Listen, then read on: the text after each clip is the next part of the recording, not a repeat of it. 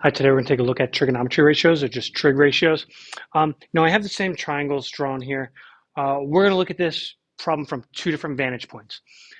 Before we get started, there's one thing that we kind of need to kind of set down, and every time we do these, we should always write down,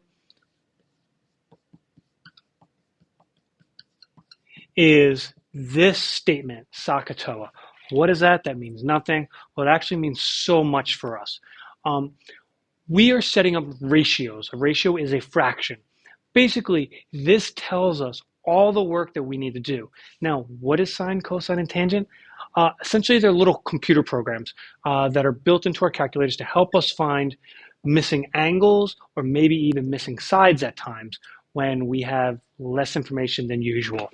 So what we do is figure out what the ratio is, what the fraction is relating two sides together. That's what we're going to set up. Okay, first one. I want to start as if I was standing at angle A. Angle A is my starting point. Now, if I start there, I want to kind of label my triangle based off of where we're at. So this is my right angle. Across from the right angle is something called the hypotenuse. Now, there's two other sides. We have an opposite side and an adjacent side. Opposite of A is going to be going across that triangle. We got 12. Adjacent means next to. What is next to that angle A? Well, it's this 5 right now. From there, I want to use this information and fill out what's the ratio that goes with this specific computer program at that specific location. So, sine of A, I'm coming up here. SOH, sine is opposite over hypotenuse. Opposite over hypotenuse. And that ratio, 12 over 13. That's all we need to do. That's all we need to set up.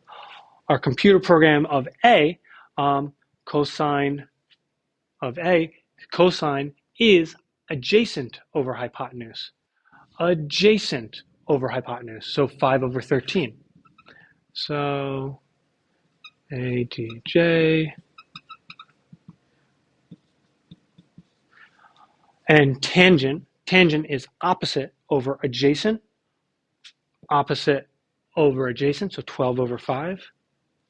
Opposite, adjacent, 12 over 5. So basically what I just did was, if we had a triangle and it's only given us that information and that angle where we're starting from, I need to set up the ratio of adjacent and hypotenuse, which is cosine, and I can help find my missing information.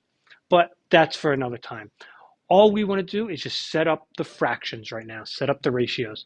Okay, we're going to do this again from a new vantage point, this time from C, and we're going to do some shortcuts with it. So first thing we need to do is on our picture, we're going to label it. Hypotenuse is always across from the right angle. Opposite on the far end, and adjacent is our next to side.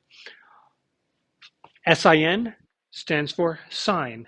COS stands for cosine, and TAN stands for tangent. We just don't have to write the whole thing out. Okay, so if I'm standing at C, my opposite and my adjacent, they kind of flip-flop positions. That's okay, because the computer program that goes with those specific sides for this specific angle is going to be slightly different. Sine, opposite over hypotenuse. Opposite and hypotenuse, 5 over 13. In the end, I don't need all that extra full word, extra definitions and all that stuff here. That's all I need to show, just a fraction. Cosine of C, cosine is adjacent and hypotenuse. Adjacent over hypotenuse, so 12 over 13. And tangent, opposite over adjacent, opposite and adjacent, 5 over 12. Now, if you take a look at both of these answers, they're all very similar. Here's 5 over 12, 12 over 5, 12 over 13, 12 over 13, 5, 13, 5 over 13. And they're all in different positions. But based on that specific angle that we're standing at and the computer program that we're using, we're going to get different answers. And sometimes we're all going to get the same answers depending on how we're looking at this.